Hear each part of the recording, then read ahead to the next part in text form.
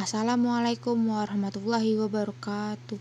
Pada kesempatan kali ini, kami dari kelompok 9 akan mempresentasikan materi mengenai uji hipotesis. Sebelum itu, perkenalkan saya sendiri Diva Nuradila, ada rekan saya Elsa Mulyanti Putri, dan ada Ryan Febrian Kurbayasi. Pengujian hipotesis statistik. Hipotesis berasal dari bahasa Yunani hupo yang berarti lemah atau kurang, atau di bawah, dan tesis yang berarti teori. Proporsi atau pernyataan yang disajikan sebagai berikut, sehingga dapat diartikan sebagai pernyataan yang masih lemah keberadaannya dan perlu dibuktikan atau dugaan yang sifatnya masih sementara. Sedangkan pengertian dari hipotesis statistik adalah pernyataan atau dugaan mengenai satu atau lebih populasi. Dalam pengujian, hipotesis berhubungan dengan menerima atau penolakan suatu hipotesis. Kebenarannya, benar atau salahnya. Suatu hipotesis tidak akan pernah diketahui dengan pasti, kecuali kita menguji atau memeriksa keseluruhan populasi.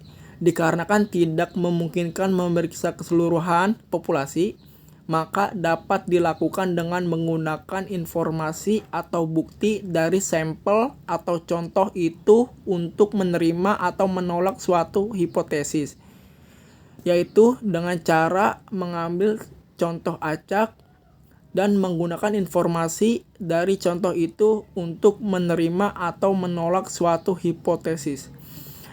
Berikut ada penerima suatu hipotesis yang terjadi karena tidak cukup bukti untuk menolak hipotesis tersebut dan bukan karena hipotesis itu benar. Dan penolakannya, suatu hipotesis terjadi karena tidak cukup bukti untuk menerima hipotesis tersebut dan bukan karena hipotesis itu salah. Selanjutnya ada pasangan hipotesis. Terdiri dari dua, yaitu hipotesis nol atau HO, yaitu hipotesis yang diartikan sebagai tidak adanya perbedaan antara ukuran populasi dan ukuran sampel, atau hipotesis yang diharapkan akan ditolak.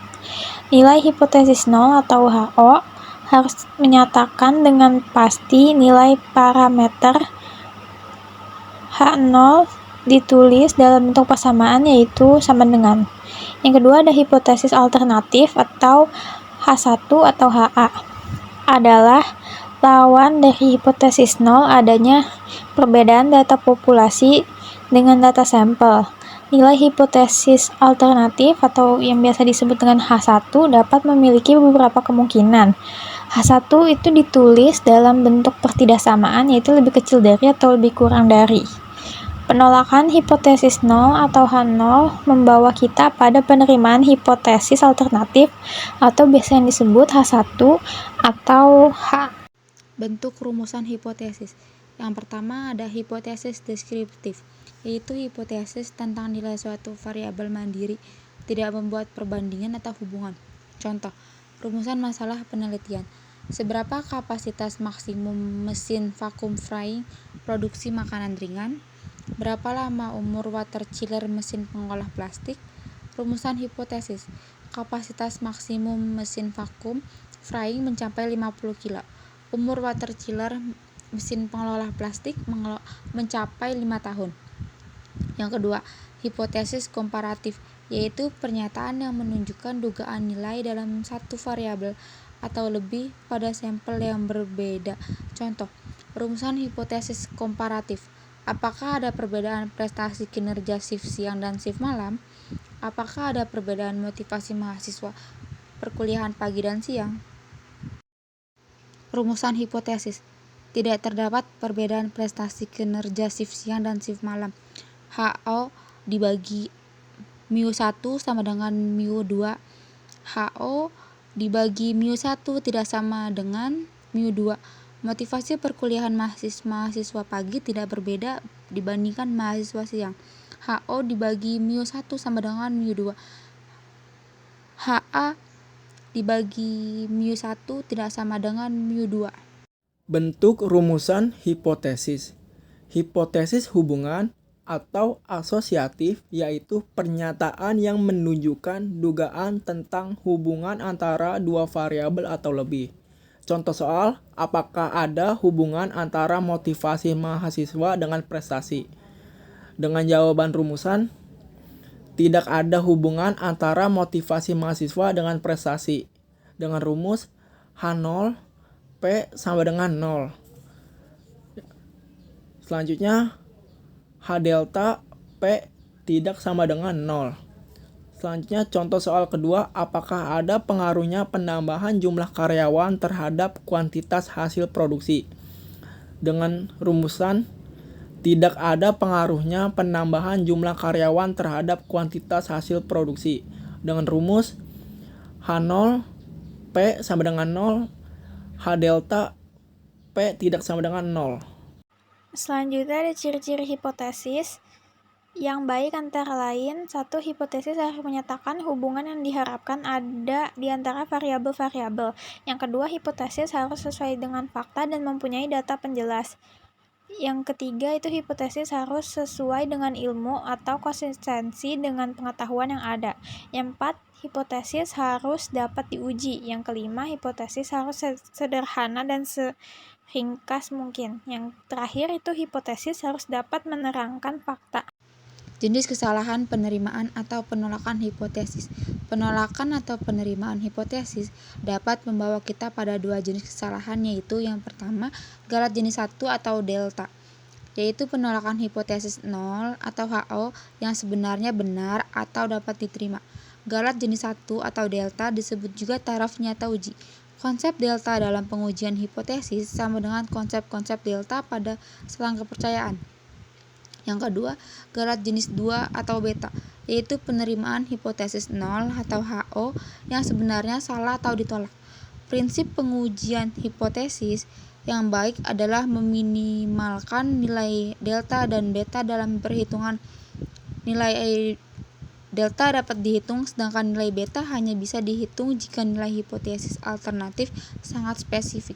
Selanjutnya yaitu arah pengujian hipotesis. Arah pengujian hipotesis. Prinsip penguji hipotesa adalah perbandingan nilai statistik uji dalam kurung Z hitung atau T hitung dengan nilai titik kritis, nilai tabel Z atau tabel T. Titik kritis adalah nilai yang menjadi batasan daerah penerima dan penolakan hipotesis. Nilai alfa pada Z atau T tergantung dari arah penguji yang dilakukan. 1. Uji satu arah. Pengujian HO, H0, dan H1 dalam uji satu arah adalah sebagai berikut. H0 ditulis dalam bentuk persamaan menggunakan tanda sama dengan, sedangkan H1 ditulis dalam bentuk lebih besar atau lebih kecil. Selanjutnya, pengujian uji statistik Z atau statistik T tergantung ukuran sampel atau contoh. Contoh besarnya menggunakan uji statistik Z, sedangkan contoh kecilnya menggunakan uji statistik T. Contohnya, H0 mu sama dengan 50 menit.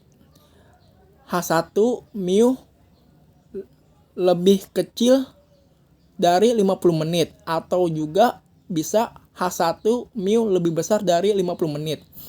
Dari dua contoh kurva yang teman-teman bisa lihat, dapat disimpulkan bahwa yang diarsir itu adalah daerah penolakan HO, sedangkan daerah yang tidak diarsir yaitu penerima H0.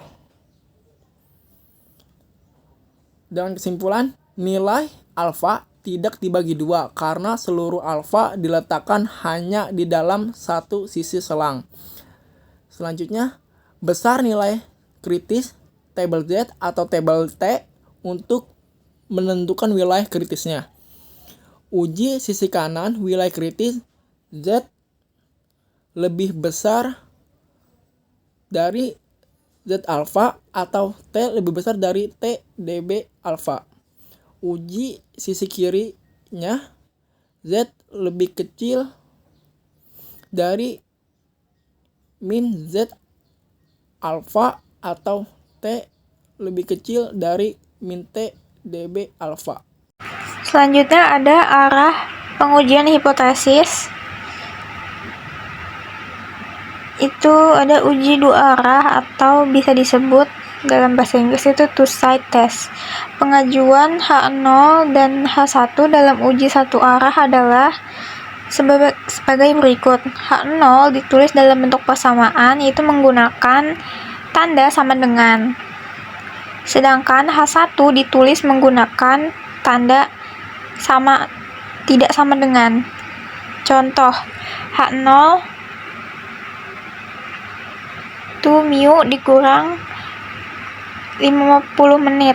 H1 dikurang H1 mu tidak sama dengan 50 menit. Itu bisa dilihat dari grafiknya juga. Contoh dari grafiknya itu daerah penerimaan HO itu yang tidak diarsir. Sedangkan daerah yang diarsir itu adalah daerah penolakan H0.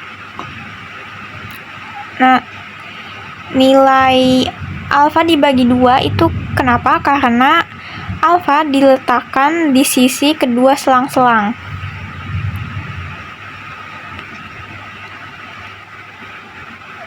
Yang kedua itu ada weseran nilai kritis Z tabel atau T tabel untuk menentukan wilayah kritis.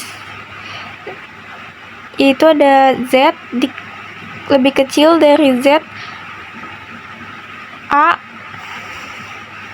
per 2 dan Z lebih besar dari Z alfa per 2 atau T lebih kecil dari T lebih kecil dari minus T dalam kurung dB A per 2 dan T lebih kecil dari T dalam kurung dB A per 2. Selanjutnya ada beberapa nilai Z yang penting, itu ada 4, yaitu Z 0,5% itu bisa juga diubah menjadi Z 0,005 sama dengan 2,576. Yang kedua itu Z 1%, yaitu bisa diubah juga Z 0,01 atau 2,326. Yang ketiga itu Z 2,5%, itu bisa diubah Z 0,025 atau 1,960. Selanjutnya ada Z 5%, itu sama dengan Z 0,05 atau 1,645. Proses pengujian hipotesis. Yang pertama ada menentukan formulasi hipotesis. A. Hipotesis 0 yaitu HO dirumuskan sebagai pernyataan yang akan diuji.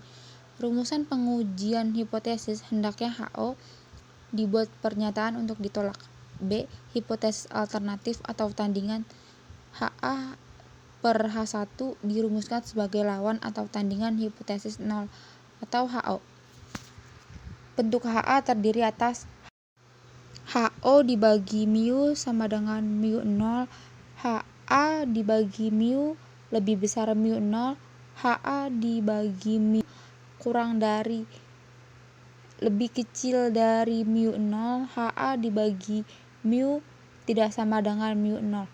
Contoh, perkuliahan pagi hari lebih efektif dibanding perkuliahan malam hari. Hipotesisnya H0 perkuliahan pagi hari sama dengan perkuliahan malam hari. HA perkuliahan pagi hari lebih efektif daripada perkuliahan malam hari. Yang kedua ada tentukan taraf nyata atau significant level. Taraf nyata adalah besarnya toleransi dalam menerima kesalahan hasil hipotesis terhadap nilai parameter populasinya. Tarif nyata dalam bentuk persen umumnya sebesar 1%, 5%, dan 10% ditulis. Taraf signifikan 0,01 dibagi taraf 0,005, taraf 0,010. Besarnya kesalahan disebut sebagai daerah kritis pengujian atau critical region of a test atau daerah penolakan region of rejection. 3. Tentukan kriteria pengujian. Bentuk keputusan menerima atau menolak H0. Ada dua, uji rata-rata dan uji proporsi. Dengan uji rata-rata dengan rumus formulasi hipotesis H0 mu sama dengan mu0. HA mu lebih besar dari mu0. Kriteria pengujiannya H0 diterima jika Z0 lebih kecil sama dengan Z alfa. 2. H0 ditolak jika Z0 lebih besar dari Z alfa. Formulasi hipotesis H0 mu sama dengan mu0. HA mu lebih kecil dari mu0. Kriteria pengujinya 1. H0 diterima jika Z0 lebih besar sama dengan min Z alfa. 2. H0 ditolak jika Z0 lebih kecil min Z alfa. Formulasi hipotesis H0 mu sama dengan mu0. HA mu tidak sama dengan mu0. Kriteria pengujinya 1. H0 diterima min Z alfa per 2 lebih kecil sama dengan Z0 lebih kecil sama dengan Z alfa per 2. Untuk H0 ditolaknya Z0 lebih kecil min Z alfa per 2. Z0 lebih besar dari Z alfa per 2. Sedangkan untuk uji proporsinya rumusnya sama, yang hanya membedakan mu dan P-nya saja. Selanjutnya ada prosedur pengujian hipotesis. Materi keempat itu menentukan nilai uji statistik. H0 itu yang pertama ada mu sama dengan mu0. Nilai uji statistiknya itu Z0 sama dengan X bar dikurang mu0 per mu X sama dengan X bar minus mu0 per standar deviasi per akar N. Itu standar deviasi dapat diganti dengan S. H1-nya itu mu lebih kecil dari mu0 atau mu lebih besar dari mu0 dan mu tidak sama dengan mu0. Terus wilayah kritisnya itu Z lebih kecil dari Z alfa, Z lebih besar dari Z alfa, dan Z lebih kecil dari minus ZA per 2, dan Z lebih besar dari ZA per 2. Yang itu untuk yang nilai tengah dari contoh besar N lebih besar dari 30. Yang kedua itu ada nilai tengah dari contoh kecil N kurang dari 30. Nilai H0-nya masih sama. Mu sama dengan mu0. Nilai uji statistiknya itu yang T sama dengan X bar dikurang mu0 per S X bar sama dengan X bar dikurang mu0 per S per akar N. H1-nya itu masih sama juga, mu lebih kecil dari mu0, mu lebih besar dari mu0, mu tidak sama dengan dari mu0. Wilayah kritisnya itu T lebih kecil dari minus T dalam kurung dB alfa, T lebih besar dari T dalam kurung dB alfa, T lebih kecil dari minus T dalam kurung dB A per 2, dan T lebih besar dari T dalam kurung dB A per 2. dB sama dengan N dikurang 1. Yang ketiga itu ada beda dua rata-rata nilai tengah contoh besar N lebih besar dari 30. H0-nya itu mu1 dikurang mu2 sama dengan D0. N1 lebih besar dari 30, N2 lebih besar dari 30. Nilai uji statistiknya Z X bar 1 dikurang X bar 2 minus D0 per akar standar deviasi 1 kuadrat per N1 ditambah standar deviasi 2 kuadrat per N2. Jika standar deviasi 1 kuadrat dan standar deviasi 2 kuadrat tidak diketahui, digunakan S1 kuadrat dan S2 kuadrat. H1-nya itu mu1 dikurang mu2 lebih kecil dari D0, mu1 dikurang mu2 lebih besar dari D0. mu1 dikurang mu2 tidak sama dengan D0. Wilayah kritisnya itu ada Z dikurang dari minus Z alfa, Z lebih besar dari Z alfa, Z lebih besar dari minus Z A per 2, dan Z lebih besar dari Z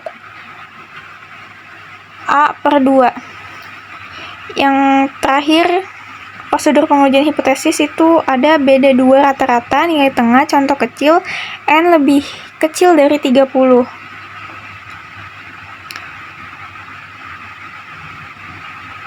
mu1 dikurang mu2 sama dengan D0, N1 lebih kecil dari 30, N2 lebih kecil dari 30. Nilai uji statistiknya itu ada T X bar 1 minus X bar 2 minus D0 per akar S1 kuadrat per N1 ditambah S2 kuadrat per N2. H1-nya itu kurang lebih masih sama yang beda dua rata-rata, lebih besar dari 30.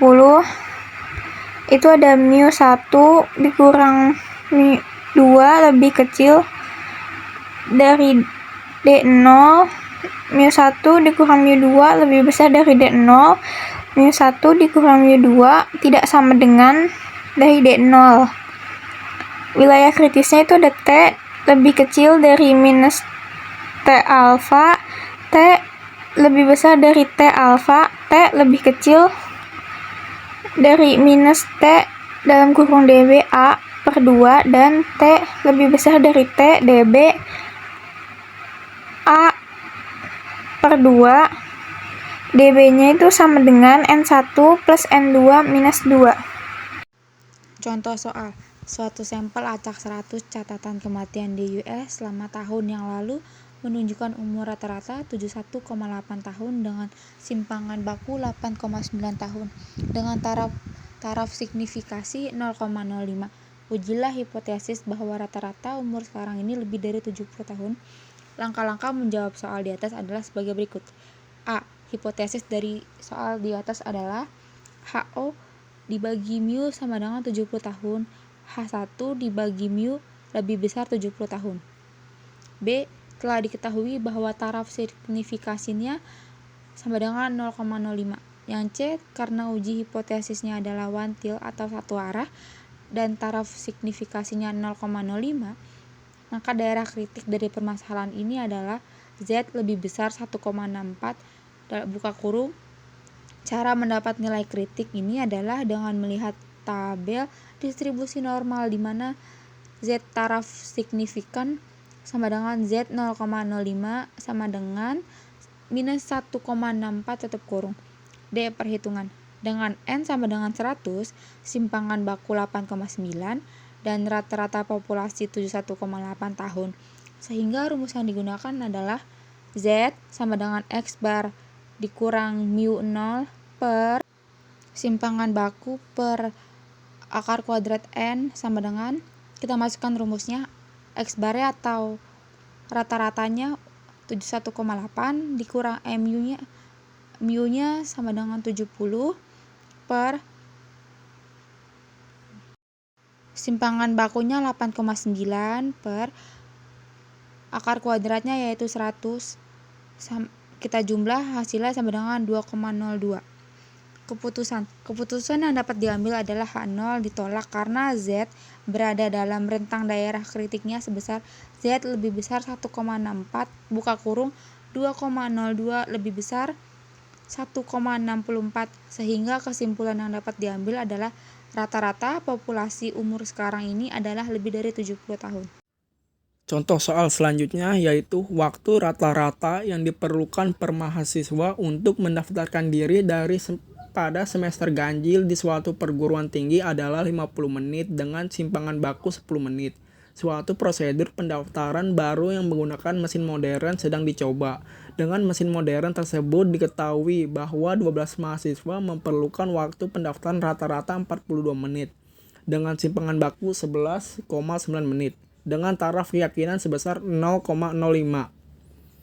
Ujian hipotesis bahwa nilai rata-rata populasi mesin modern kurang dari 50. Langkah-langkah untuk menjawab soal di atas adalah sebagai berikut. A. Hipotesis dari soal di atas adalah H0 mu sama dengan 50 menit. H1 mu lebih kecil dari 50 menit. B.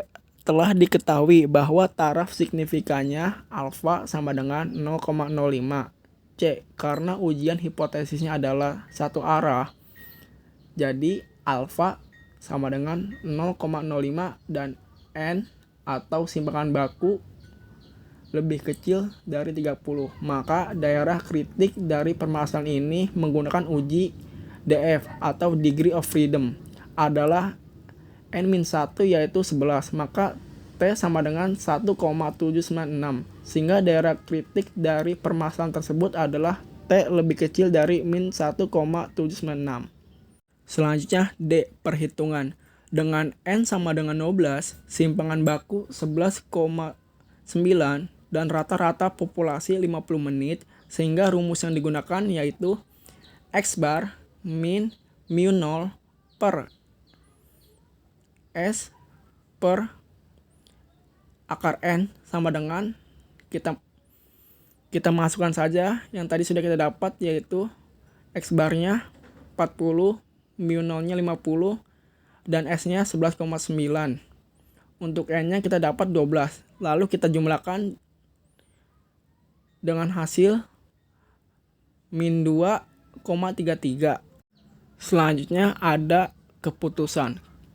Keputusan yang dapat diambil adalah H0 ditolak karena T hitung berada dalam rentang daerah kritiknya sebesar T lebih kecil dari min 1,796. Lalu kita masukkan jumlah yang sudah kita dapat dari perhitungan tadi yaitu min 2,33 lebih kecil dari min 1,796. Sehingga dapat disimpulkan yaitu rata-rata populasi mesin modern adalah kurang dari 50 menit. Sekian dari kelompok kami, kelompok 9, kurang lebihnya mohon maaf. Wassalamualaikum warahmatullahi wabarakatuh.